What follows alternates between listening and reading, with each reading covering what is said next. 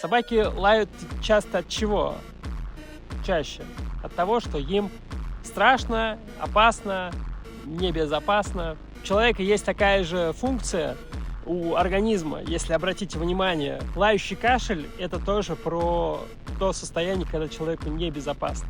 Мы исключаем сейчас варианты, когда это просто болезнь.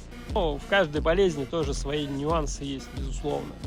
Был классный кейс, когда ребенок у мамы ночью несколько лет кашлял, потом за одну сессию мы это убрали, и выяснилось, что маме было небезопасно. Ночью спать тело не может расслабиться, там начинаются свои процессы, которые мама не осознает, но ребенок показывает.